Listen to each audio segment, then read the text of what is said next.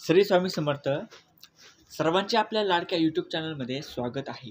तरी आजचा व्हिडिओ हा मोठा होणार आहे, पण याच्यातली प्रत्येक टिप्स तुम्हाला खूपच महत्त्वपूर्ण ठरेल. कारण जीवनातील छोट्या छोट्या गोष्टींनी देखील आपल्या जीवनावर खूपच मोठा परिणाम पडतो. कारण आजचा व्हिडिओ महत्त्वाचा होणार आहे, कारण स्वामी सेवेमध्ये काही वास्तू टिप्स, सुखसमृद्धीसाठी काही टिप्स सांगितल्या आहेत, ज्या तुम्हाला महिलांनासुद्धा खूपच उपयुक्त पडतील. त्यामुळे व्हिडिओला स्किप न करता तुम्ही शेवटपर्यंत अवश्य पहा. आणि मला माफ करा, व्हिडिओ खूपच मोठा होणार आहे, तर मी तुमचा वेळ घेतो. तर व्हिडिओला स्किप न करता शेवटपर्यंत अवश्य पहा. तर चला व्हिडिओला सुरुवात करूया.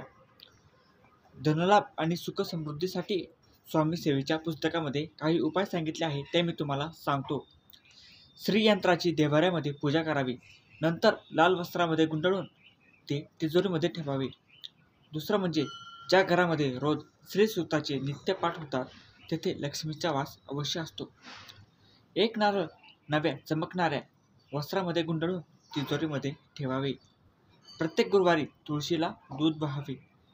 रोज पूजेच्या वेळी देवीच्या फोटोला किंवा श्रीयंत्राला नागकेशर अवश्य वाहावे व प्रार्थना करावी.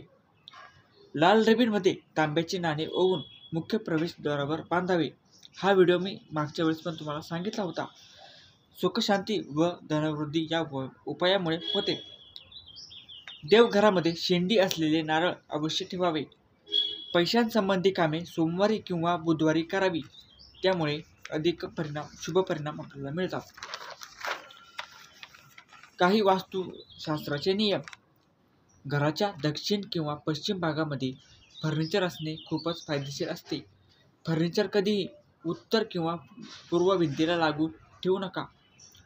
गृहप्रवेशाच्या वेळी वास्तुशांती, हवन, वास्तुजप, कुलदेवी देवतांची पूजा, ज्येष्ठ सज्जन आणि कुटुंबातील सदस्यांचा नेहमी आदर करावा. पाण्याचा निचरा पश्चिम, उत्तर आणि उत्तर पूर्व कोपऱ्यात ठेवल्याने अनेक फायदे मिळतात. तुळशीच्या कुंडीत कोणतेही दुसरे रोप लावू नये. असे केल्यामुळे धनहानी होऊ शकते किंवा चांगले सुरू असलेले एखादे काम बिघडू शकते. तुळशीची लागवड पूर्व किंवा उत्तरेला करावी. यामुळे शारीरिक, मानसिक आणि आर्थिक लाभ होत राहतात. आता आपण पाहूया किचनचे वास्तुशास्त्र. घराच्या पश्चिम भागामध्ये डायनिंग टेबल असावा. जेवण करताना आपले तोंड उत्तर किंवा पूर्व दिशेला असावे. किचनचा केर कचरा किचनच्या वायव्य भागामध्ये ठेवावा. किचन कट्ट्याच्या दक्षिण आग्नेय भागामध्ये मिक्सर, ग्राइंडर, हीटिंग कॉइल अशा अग्नीशी संबंधित इलेक्ट्रिक वस्तू ठेवाव्यात. घरामध्ये भांड्यांवर भांडी अजिबात वापरू नये. पूर्व दिशेच्या भिंतीला मांडणी म्हणजे रॅक करून शक्यतो पूर्व भिंत जड करू नका.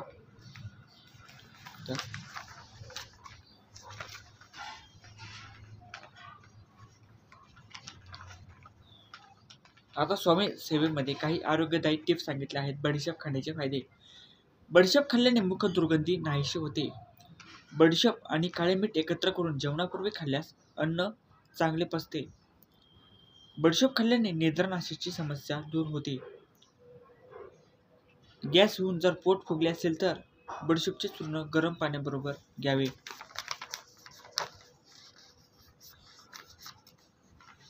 सर्दी पडसे झाले असेल तर लवंग तेल आपण हुंगावे. लवंग चगळत राहिल्याने घशाचे आजार बरे होतात. तापामुळे येणारा अशक्तपणा लवंग दूर करते. त्याचबरोबर मानसिक दुर्बलताही दूर करते.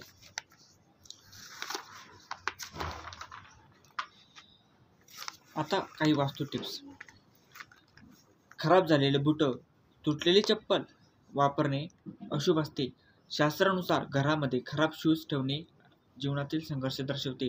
तुम्ही पाहू शकता, तुम्ही देखील तुमच्या स्वतःच्या अनुभवावरून तुम्हाला दिसत असेल, आपण जेव्हा तुटकी चप्पल घालतो तेव्हा आपल्याला पूर्ण दिवस कसा नकारात्मक जातो. तसेच आपण फाटके कपडे देखील घालू नये. हे पहा, तुमच्याकडे चप्पल शूजचे जोड कमी असतील तरीही हरकत नाही, पण जे आहेत ते योग्य स्थितीत आणि स्वच्छ असावेत. खराब झालेले शूज शक्यतो शनिवारी घराबाहेर फेकून द्यावेत.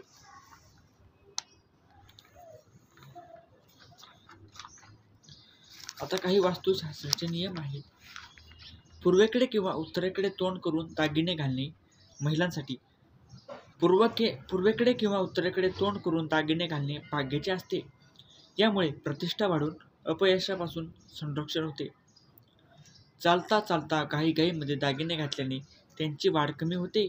त्यामुळे अशा कृती करू नका. घर बांधताना आधी बोरिंग, नंतर चौकीदाराची खोली आणि नंतर बाहेरची भिंत बनवा. यामुळे कामं वेळेत आणि सकारात्मकरित्या पूर्ण होतील. कालबाह्य झालेली औषधे म्हणजेच एक्सपायरी डेट संपलेली औषधे रात्रीच्या वेळी फेकून द्यावीत. त्यामुळे घरात औषधे येणे बंद होते. खोलीमध्ये लाईटीचे स्विच, विजेचे मुख्य मीटर, टीव्ही इत्यादी वस्तू आग्नेय कोपऱ्यात किंवा पश्चिम कोपऱ्यात ठेवल्याने संपत्ती वाढण्यास मदत होते.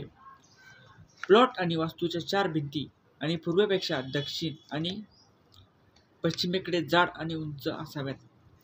प्लॉट आणि वास्तूच्या 4 भिंती उत्तर आणि पूर्वेपेक्षा दक्षिण आणि पश्चिमेकडे जाड आणि उंच असाव्यात. या टिप्स मी तुम्हाला शेजारी देखील देत आहे, त्या तुम्ही वाचाव्या.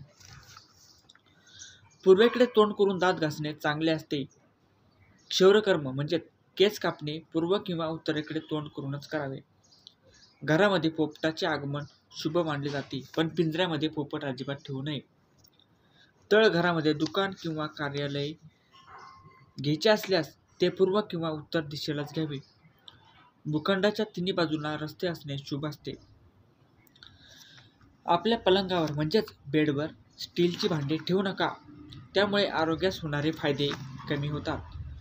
इमारतीची उंची दक्षिण आणि पश्चिमेला जास्त आणि उत्तर पूर्वेला कमी असावी. त्यामुळे कामे सोपी होतात.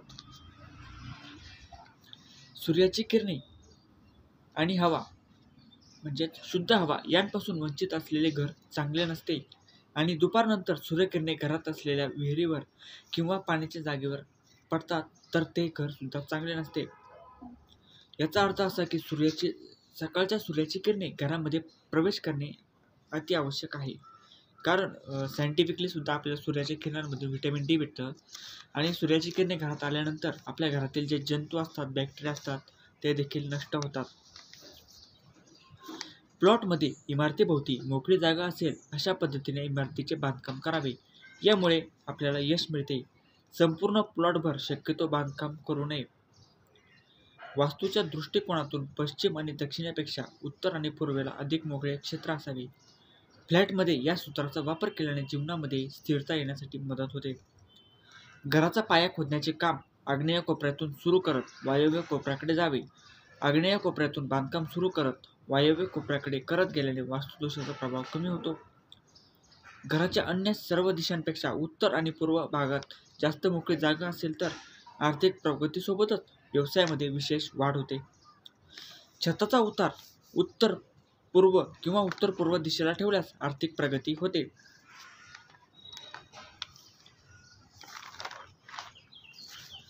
चुकूनही पश्चिम किंवा दक्षिण भिंतीवर आरसा लावू नका.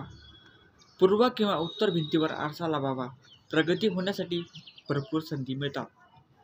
वास्तुविज्ञानाच्या मते घरामध्ये जुने कुलूप बंद करून ठेवणे फारच अशुभ मानले जाते.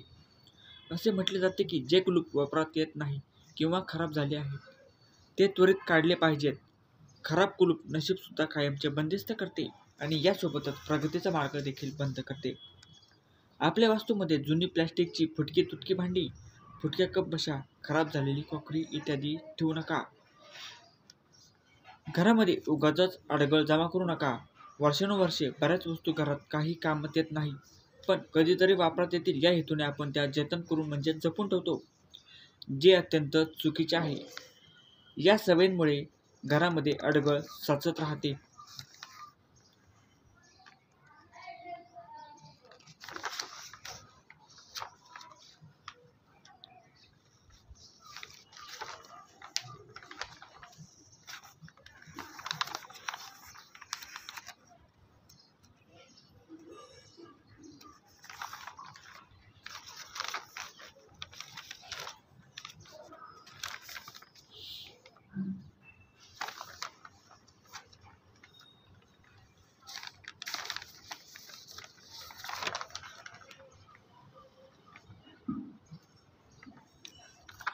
आता लक्ष्मी प्राप्तीसाठी 5 व्रते महिलांनी कोणती करावी ती अवश्य ध्यान देऊन ऐका. आठवड्यातून किमान शनिवारी घरातील सर्व जाळे जळमटे काढून घर स्वच्छ करावे आणि दरवाजाच्या बाहेर दिवा रात्रभर जळत ठेवावा. प्रतिमहा म्हणजे दर महिन्याला पौर्णिमेला घरच्या घरी श्री सत्यनारायण पूजा अवश्य करावी. कोजागिरी पौर्णिमा पूजन अवश्य करावे. दिवाळीला लक्ष्मी पूजन अवश्य करावे. दर महिन्याच्या उत्पन्नातून म्हणजेच पगारातून काही रक्कम बाजूला काढून ठेवावी. जर तुम्ही व्यवसाय करत असाल तर तुमच्या मिळकतीतून काही रक्कम बाजूला काढून ठेवावी आणि देवघरात हा डबा ठेवून ही रक्कम जमा करावी व न मोजता कोणत्याही देवस्थानाला दान करावी. आपण एखाद्या गरजू व्यक्तीला किंवा गरजू प्राणी पक्षी त्यांना सुद्धा आपण अन्न खाऊ घालू शकतो. तर आता बघा, समृद्धीसाठी काही शुभचिन्हे दिलेली आहेत. स्वस्तिक, रुद्राक्ष, कवडी, हत्ती, सरस्वती चिन्ह, श्रीयंत्र, श्री लक्ष्मी पद्म, श्री गायत्री पद्म इत्यादी शरीर व मन एकाच वेळी सक्रिय करणारी अशी ही शुभचिन्हे असून मानवी शरीराला आवश्यक सकारात्मकता, शांती आणि आनंदी ऊर्जा समृद्धी तोरणांमध्ये वापरण्यात आलेल्या शुभचिन्हांतून प्राप्त होते. अखंड लक्ष्मीच्या स्थिरतेसाठी उपयुक्त असून मन शांती, संरक्षण, शांतता, समाधान, लक्ष्मी व सौख्याचे प्रतीक आहे.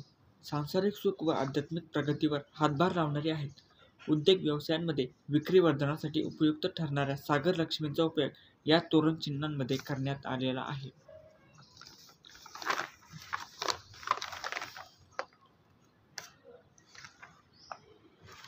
आता आपण सेवा करतो, म्हणजे कोणत्याही देवाची सेवा, कुलदेवाची सेवा, त्या सेवा केल्याचा आनंद काय मिळतो?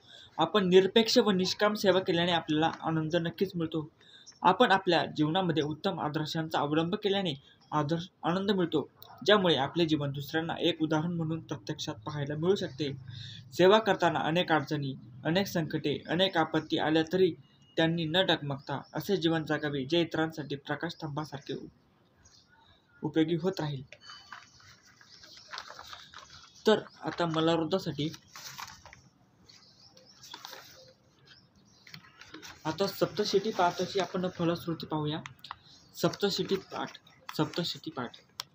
आई भगवतीच्या सेवेमुळे शत्रू निवारण, धन, आयुष्य, धनधान्य, समृद्धी, दुःख, दारिद्र्य परिहार, युद्धामध्ये, कोर्टामध्ये विजय. या कलियुगामध्ये भगवतीची उपासना मोठ्या पापांचा नाश करते.